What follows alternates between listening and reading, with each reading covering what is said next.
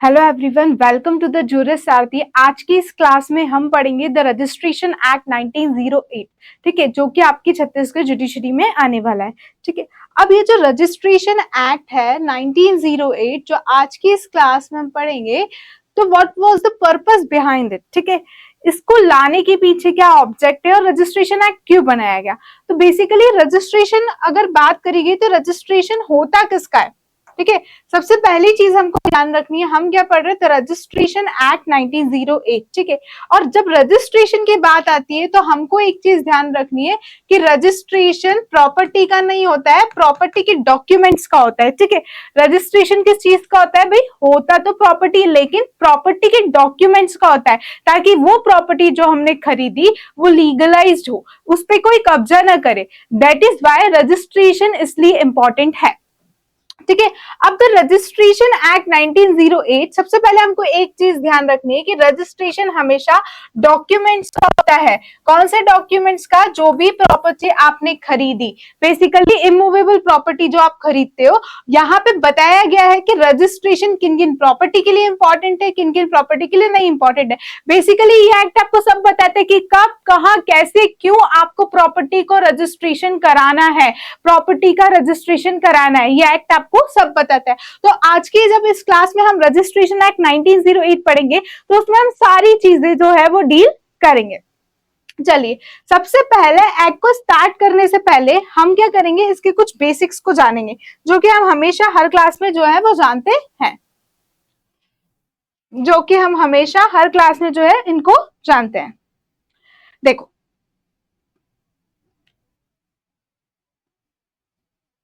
देखो हम क्या पढ़ रहे हैं, रजिस्ट्रेशन एक्ट। जब मैंने आपको बोला कि मैं आज आपको रजिस्ट्रेशन एक्ट पढ़ाऊंगी, तो क्यों जरूरी, ये भी मैंने आपको बताया, क्योंकि आपकी प्रॉपर्टी को एक वैलिड करार मिलता है, एक लीगली करार मिलता है, ताकि कल से कोई उस पर कब्जा ना करे। आज जब हम इस एक्ट को पढ़ने जा रहे हैं तो बट ऑब्वियसली कि कोई भी एक्ट हो, हमें उसके बेसिक्स को जानना बहुत इंपॉर्टेंट है, क्योंकि कई बार इस बेसिक से भी हमसे क्वेश्चन बनने के चांसेस जो है वो पॉसिबल है। ठीक है, अब देखो रजिस्ट्रेशन एक्ट, ये एक्ट कब का है, एक्ट नंबर 16, और ये एक्ट कब का है, 1908 का है, एक्ट नंबर 16। इनैक्टमेंट डेट क्या है, 18 दिसंबर 1908 एक्ट। ठीक है, इस एक्ट की इनैक्टमेंट डेट है 18 दिसंबर 1908। अब इसके एनफोर्समेंट डेट याद करने में इतनी प्रॉब्लम नहीं आएगी, क्योंकि अगर आपने सीपीसी के एनफोर्समेंट डेट अच्छे से याद करी है या अच्छे से रिमाइंड करी है तो आपको रजिस्ट्रेशन एक्ट की यूजुअली याद हो जाएगी, 1 जनवरी 1909।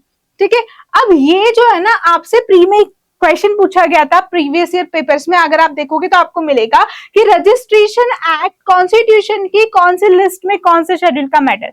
देखो, जब हम 7th शेड्यूल में जाते हैं तो कॉन्करेंट लिस्ट में इसको गिना जाता है। किस में गिना जाता है, कॉन्करेंट लिस्ट में, क्योंकि इस पे राइट बनाने का, इस पे लॉ बनाने का अधिकार सेंटर को भी है और स्टेट को भी है, इसलिए इसको कॉन्करेंट लिस्ट में जो है वो रखा जाता है।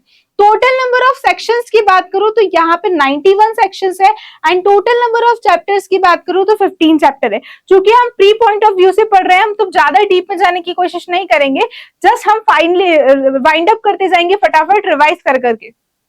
ठीक है, रजिस्ट्रेशन एक्ट कौन सा है, एक्ट नंबर 16 है, enactment date 18 दिसंबर है, एनफोर्समेंट डेट 1 जनवरी, and matter is concurrent list. Total number of section 91। अब मैंने 91 क्यों लिखा, यूं तो पहले 93 सेक्शंस थे, लेकिन 2 जो है वो रिपील्ड हो गए, तो अब टोटल नंबर ऑफ सेक्शंस कितने हैं, 91 सेक्शंस है, and total number of chapter की बात करूं तो 15 चैप्टर है। कितने हैं, 15 चैप्टर है। अब आज की इस क्लास में सबसे पहले ये जो 15 चैप्टर है इनके बारे में हम डिस्कस करेंगे देन, क्योंकि आप अगर प्रीवियस ईयर के पेपर उठा के देखोगे तो आपसे डायरेक्टली पूछा गया है कि कौन से चैप्टर में विल पूछा गया है, कौन से चैप्टर में विल बताया गया है, ये सारी चीजें। तो सबसे पहले हम अरेंजमेंट देख लेते हैं इनका। सबसे पहला पार्ट जो है वो कौन सा है, प्रिलिमिनरी है।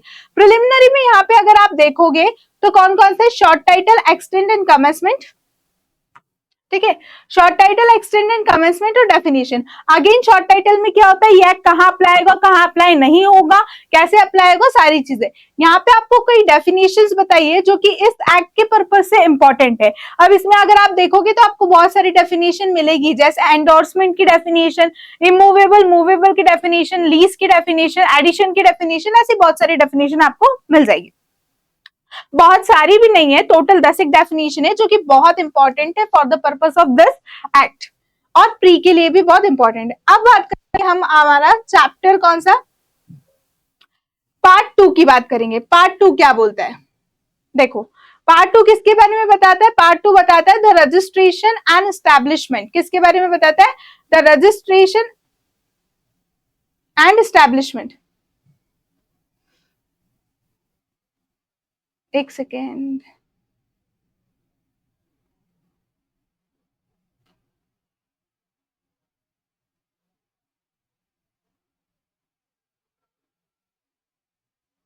ठीक है, रजिस्ट्रेशन एंड स्टैब्लिशमेंट के बारे में बात करता है। अब देखो मैंने आपको बताया कि रजिस्ट्रेशन एंड स्टैब्लिशमेंट के बारे में बताता है, तो इसमें कौन कौन से सेक्शन है। सबसे पहले अगर हम देखेंगे तो इसमें सेक्शन नंबर 3 बताता है इंस्पेक्टर जनरल ऑफ रजिस्ट्रेशन। इन सब में आपको एक चीज कॉमन देखनी है, अगर आप पहले इंडेक्स को पढ़ोगे तो आपको इंडेक्स से बहुत सारी चीजें यूं ही सॉर्ट आउट हो जाएगी। इसमें आपको क्या ध्यान रखना है कि भैया जितने भी सेक्शन है 3 से लेके आपको 16 तक, सब में आपको एक चीज ध्यान रखनी है कि इन सब का अपॉइंटमेंट कौन करता है, स्टेट गवर्नमेंट करती है। कौन करता है, state government. Ultimately state government head होती है। तो जब भी आप बात करो कि inspector general of registration, district, sub district, registration, सब रजिस्ट्रेशन, सब में कौन इनका अपॉइंटमेंट कौन करता है, स्टेट गवर्नमेंट करती है। एक और चीज ध्यान रखना है कि मुझे लगता है कि कहीं ना कहीं ये प्रॉपर्ली अरेंज नहीं है, क्योंकि अगर मैं देखो सबसे पहले स्टेट गवर्नमेंट होगी, ठीक है, फिर वो डिस्ट्रिक्ट बनाएगी, सब डिस्ट्रिक्ट बनाएगी, फिर उसमें ऑफिसेस बनाएगी, फिर रजिस्ट्रार होंगे, सब रजिस्ट्रार। तो मेरे अकॉर्डिंग तो मुझे लगता है कि ये प्रॉपर्ली अरेंज नहीं है।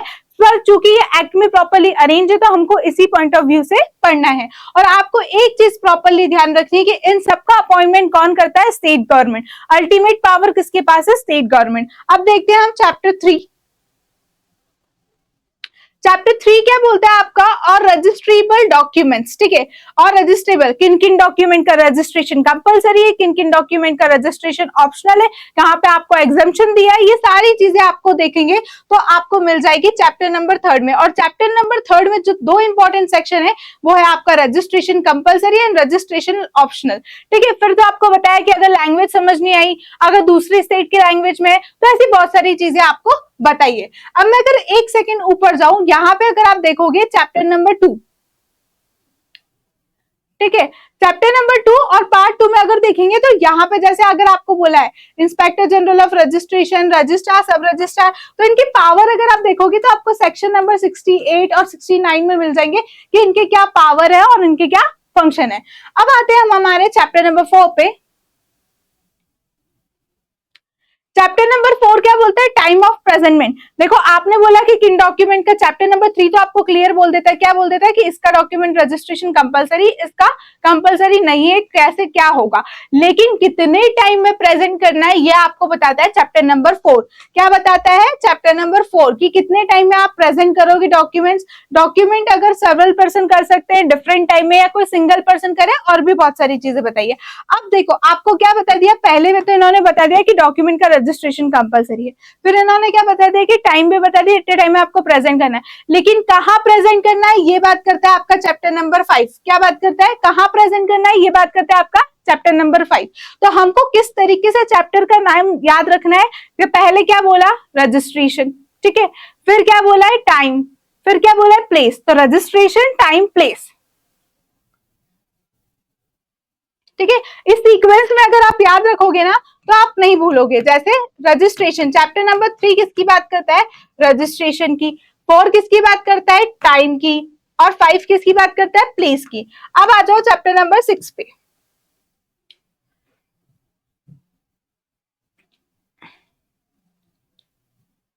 चैप्टर नंबर हाँ, चैप्टर नंबर 6 क्या बोलता है, time of presenting document for registration. आप प्रेजेंट कब करोगे भैया, आपको टाइम बता दिया, प्लेस बता दिया, अब आपको प्रेजेंट करने की बारी है। फिर आता है आपका chapter number 7 of enforcing the appearance of execution and witnesses. अब कब कब विटनेस आएंगे, कब ये एग्जीक्यूट होगा, इस बारे में बात करी गई है। देन विल की प्रेजेंट करने की बात आई है। Then 9 deposit of the will. तो आपको 8 और 9 तो बिल्कुल याद रखने, विल कब प्रेजेंट होगी और डिपॉजिट कब होगी।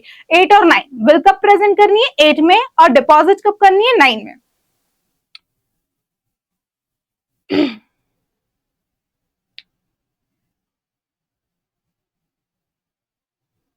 देखो विल कब प्रेजेंट करनी है और डिपॉजिट कब करनी है। अब आता है आपका चैप्टर नंबर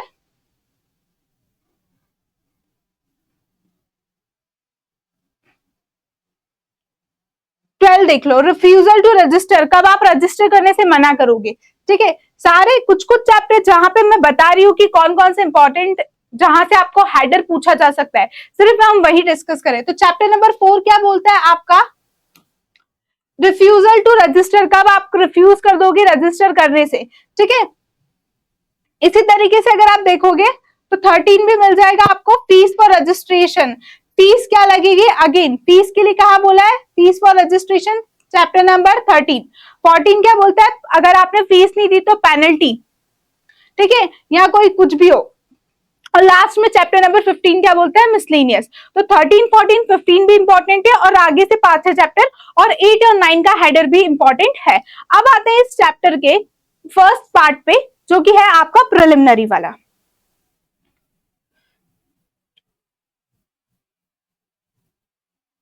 आपको एक बार सारे ही चैप्टर्स के हेडर देखने हैं, जो इंपॉर्टेंट था मैंने बता दिया। देखो आज हम जो पढ़ने वाले हैं द रजिस्ट्रेशन एक्ट, सबसे पहले इसके प्रियम्बल की तरफ जाते हैं। An act to consolidate the enactment relating to the registration of document. इन्होंने क्या बोला, कंसोलिडेट मतलब इकट्ठा करके इनैक्ट करना, relating to the registration of document. एक चीज तो क्लियर हो गई, एन एक्ट क्या बोला है, an act enactment of registration of document where it is expedient to consolidate relating to the registration of document, जहां पे इनको कंसोलिडेट करना जरूरी है for the purpose of this act. ठीक है, अब आ जाओ इसके पार्ट 1, जो कि पार्ट 1 किसके बारे में बात करता है, पार्ट 1 बात करता है प्रिलिमिनरी के। सबसे पहले बात करेंगे इसके short title, extent and commencement, section number 1। Section number 1 क्या बोलता है वो आपको देखना है। सेक्शन नंबर 1 क्या बोलता है वो देखो, क्या बोलता है, दिस एक्ट में बी कॉल्ड रजिस्ट्रेशन एक्ट। इस एक्ट को क्या बोलेंगे, रजिस्ट्रेशन एक्ट। ठीक है, 1908 कहां कहां अप्लाई होगा, होल ऑफ इंडिया अप्लाई होगा। ठीक है, किस अमेंडमेंट से हुआ था, Jammu Kashmir amendment reorganisation act 2019 के through. Provided that state government में एक्सक्लूड, अगर स्टेट गवर्नमेंट चाहे तो क्या कर सकती है, एक्सक्लूड कर सकती है। किस चीज को एक्सक्लूड कर सकती है,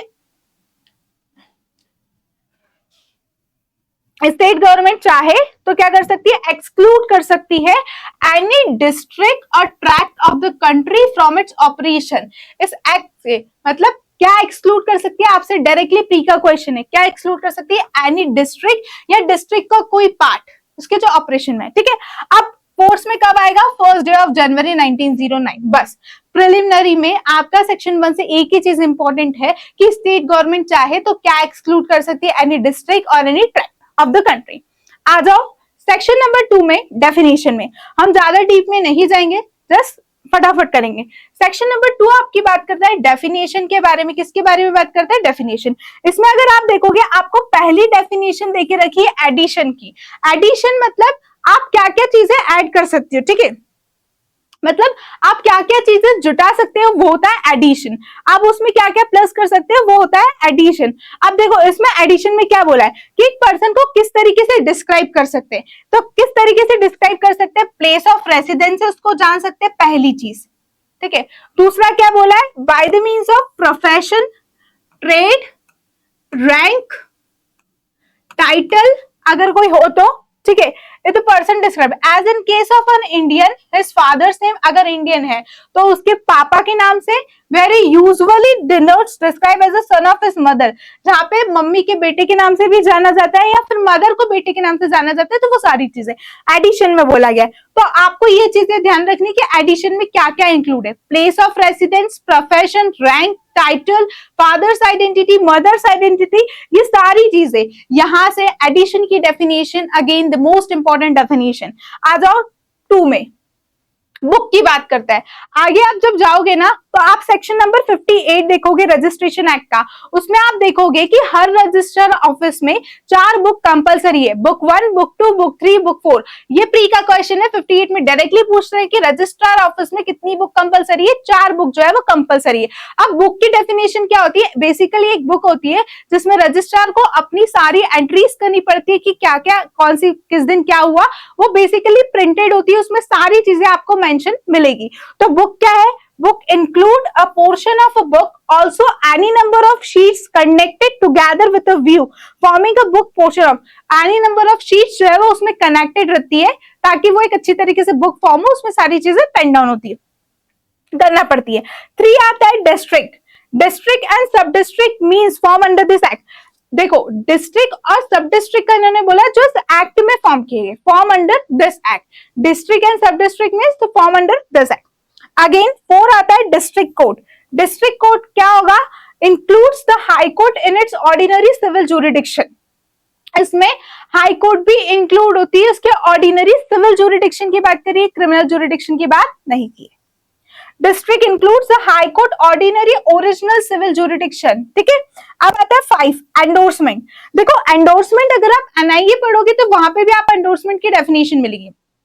ठीक है, एंडोर्समेंट क्या होता है? बेसिकली कोई चेक या प्रॉमिसरी नोट पे पीछे आप क्या करते हो, आप ना नाम लिख के और सिग्नेचर कर देते हो और पास ऑन कर देते हो किसी थर्ड पर्सन को, तो वो हो जाता है एंडोर्समेंट। ठीक है, यहाँ पे क्या बोला है? Endorsement and endorse include and apply to entry in writing by registrar office on a rider or covering slip to any document and tendered for the registration। Basically एक कवरिंग स्लिप रखते हैं और उसके बाद क्या कर देते हैं? एंडोर्स कर देते हैं। बेसिकली यहाँ पे रजिस्टर ऑफिसर की बात हो रही है। क्या बात हो रही है? कि entry in writing by the register officer. ठीक है, अब आ जाओ सेक्शन 6 में, सॉरी 2 क्लॉज 6 में।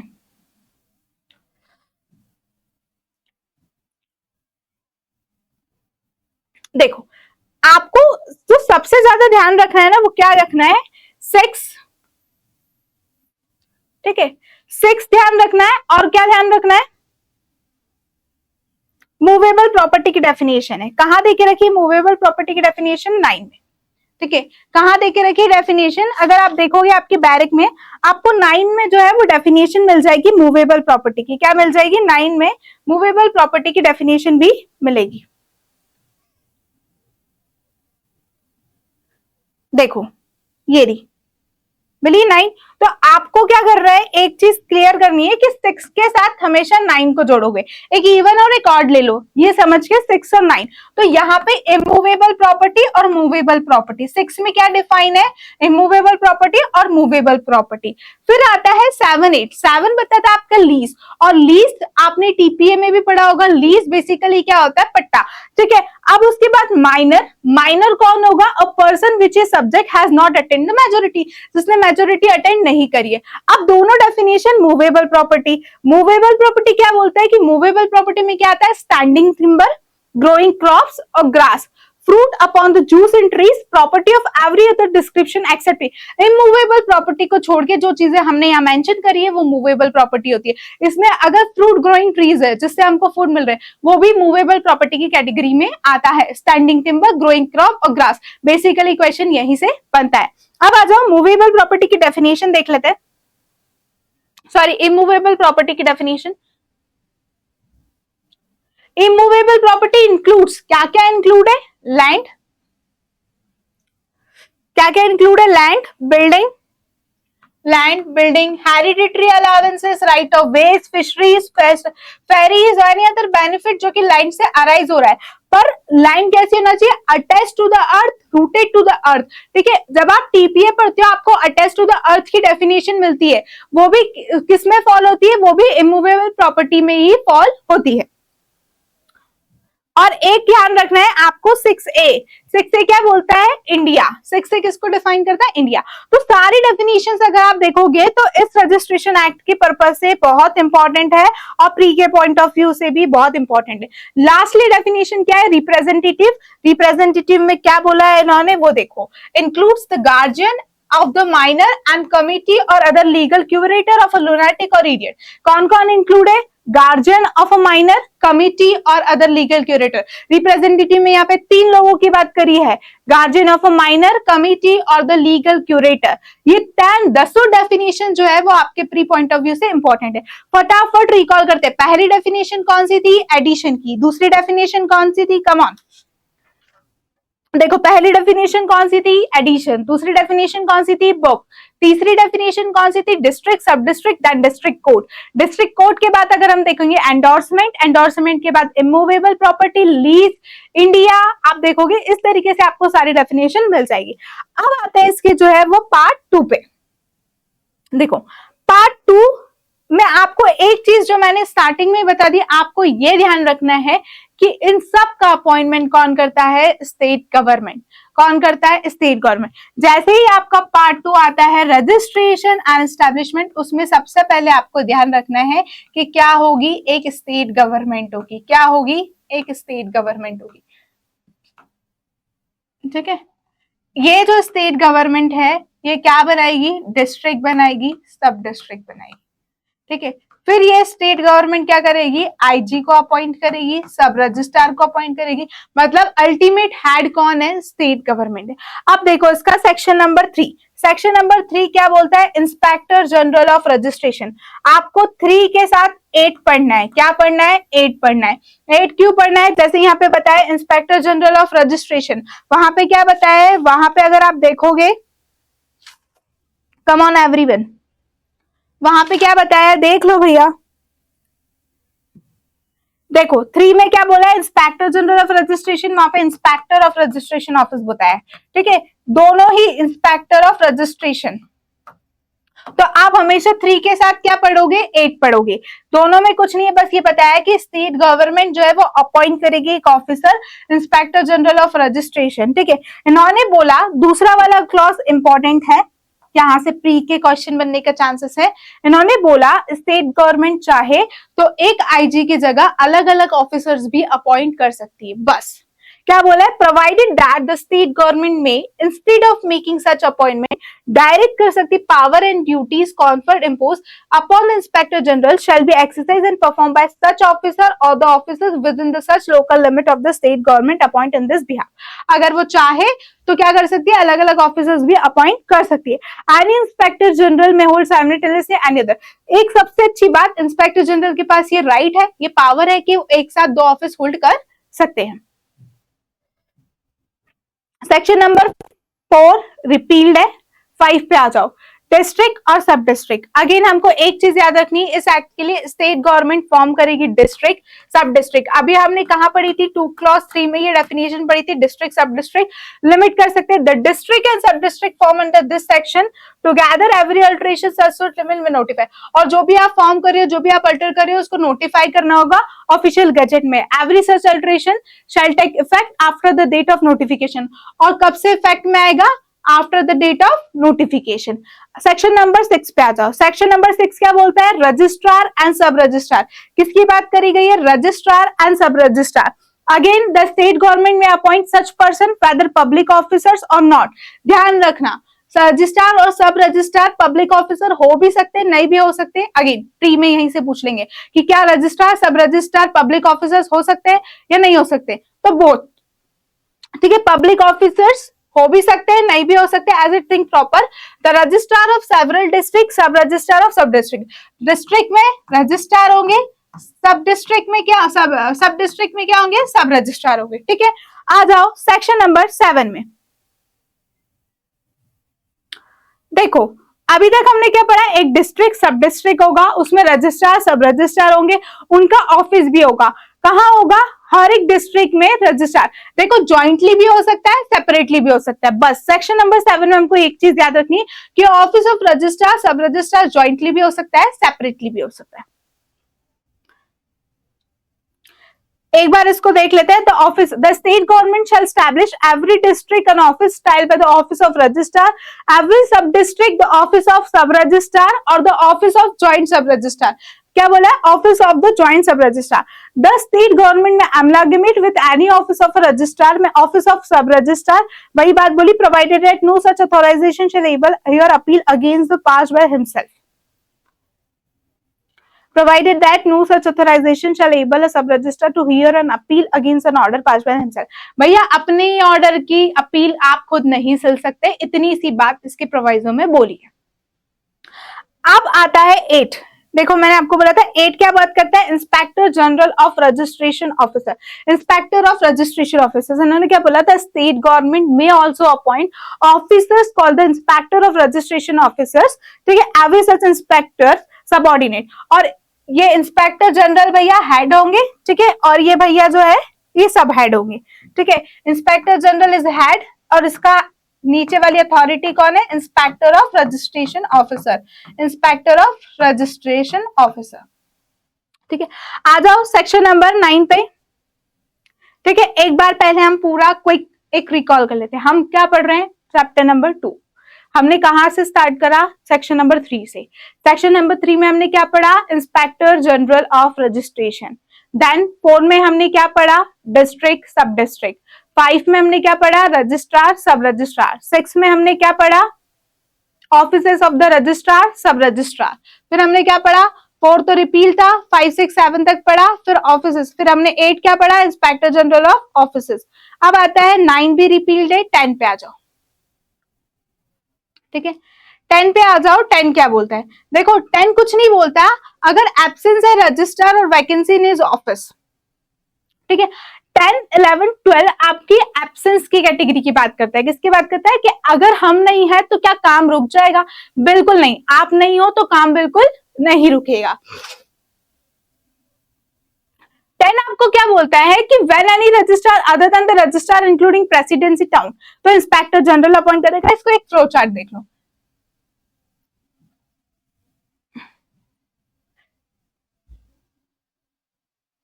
देखो 10 सीधी सी बात कर देता है क्या कि registrar other than the district registrar absent है, registrar other than the district registrar absent है, तो इंस्पेक्टर जनरल ऑफ रजिस्ट्रेशन जो है वो अपॉइंट करेगा उसका सब्स्टिट्यूट जब तक कि वो एब्सेंट है, ठीक है। जब तक कि वो एब्सेंट है उसके बदले किसी और को अपॉइंट करेगा। लेकिन ये भाई साहब इंस्पेक्टर जनरल ऑफ रजिस्ट्रेशन अगर किसी और को नहीं अपॉइंट करते हैं तो फिर क्या आएगा, डिस्ट्रिक्ट जज अपॉइंट करेंगे। कौन अपॉइंट करेगा, डिस्ट्रिक्ट जज अपॉइंट करेंगे, ठीक है।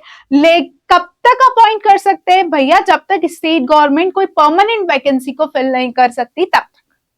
सीधी सी बात आपको बोलता है, सेम चीज उसका दूसरा भी बोलता है कि अगर डिस्ट्रिक्ट रजिस्ट्रार एब्सेंट हो तो भी आईजी अपॉइंट करेगा, और आईजी एब्सेंट हो तो डीजे साहब की बारी आएगी। और अगर डीजे साहब की कब तक प्रोसेस चलता रहेगा, जब तक स्टेट गवर्नमेंट कोई क्या कर सकता है, जब तक कोई वैकेंसी को फिलअप नहीं करता। ये बात बोलता है सीधी सी आपको सेक्शन नंबर 10। देखो registrar other than the district registrar absent है या फिर डिस्ट्रिक्ट रजिस्ट्रार एब्सेंट है other than the presidency town, तो यहाँ पे क्या बोला, इंस्पेक्टर जनरल ऑफ रजिस्ट्रेशन उसका सब्स्टिट्यूट अपॉइंट करेगा। अगर इंस्पेक्टर जनरल ऑफ रजिस्ट्रेशन नहीं कर रहा है तो डिस्ट्रिक्ट जज, और ये कब तक चलता रहेगा, जब तक स्टेट गवर्नमेंट कोई परमानेंट वैकेंसी फिल नहीं कर देती। आ जाओ सेक्शन नंबर 11 पे। सेक्शन नंबर 11 क्या बोलता है, absence of registrar on duty in his district. अगर रजिस्ट्रार एब्सेंट है उसी के डिस्ट्रिक्ट में तो वो क्या करेगा, सब रजिस्ट्रार को अपॉइंट करेगा। कौन अपॉइंट करेगा, सब रजिस्ट्रार। देखो पहले वाले में कौन अपॉइंट कर रहा था, आईजी, लेकिन दूसरे वाले में क्या बोला है कि रजिस्ट्रार खुद सब रजिस्ट्रार अपॉइंट करेगा और अदर पर्सन या फिर कोई दूसरा पर्सन इन हिज डिस्ट्रिक्ट, तो जब तक उसके एब्सेंट वो सारे काम करेगा, चाहे तो वो सब रजिस्ट्रार अपॉइंट करे, चाहे तो वह किसी अदर पर्सन को कर सकता है, लेकिन उनको ये राइट नहीं है कि ये ड्यूटीज को वो परफॉर्म करे, except those mention in 68 to 72। आ जाओ सेक्शन नंबर 12। सेक्शन नंबर 12 क्या बोलता है, एब्सेंस ऑफ रजिस्ट्रार और वैकेंसी इन हिज ऑफिस। अगर सब रजिस्ट्रार एब्सेंट है तो क्या बोला, व्हेन एनी सब registrar when his office is temporary vacant, या तो टेम्पररी वैकेंट है तो any person whom the registrar, तो फिर रजिस्ट्रार जिसको अपॉइंट करेगा वो, ठीक है।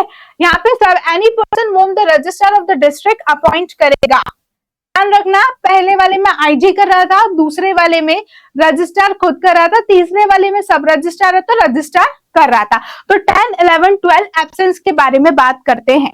13 क्या बोलता है कि भैया हमने आपको क्या बोला कि 10 11 12 की जो भी बातें आप किसको रिपोर्ट करोगे, स्टेट गवर्नमेंट को करोगे, बस that's it. Report to the state government for appointment under section 10 11 12। ऐसी रिपोर्ट आइदर स्पेशल हो या जनरल हो। 14 क्या बोलता है, 14 देखो, 14 कुछ नहीं बोलता है, 14 होता है establishment of the register officers, इसका भी राइट किसको है? स्टेट गवर्नमेंट का। 15 बोलता है सील ऑफ रजिस्टर ऑफिसर, ठीक है। 16 register book and fire proof boxes, 16 important है। 15 सिर्फ सेल की बात करता है कि other language the state government direct the seal of the registrar. तो आज की क्लास में सिर्फ हम इतना ही करेंगे। इन द नेक्स्ट क्लास हम जो है 15, 16, 17 और पार्ट 3 को कंटिन्यू करेंगे। That's it for today's class. Thank you.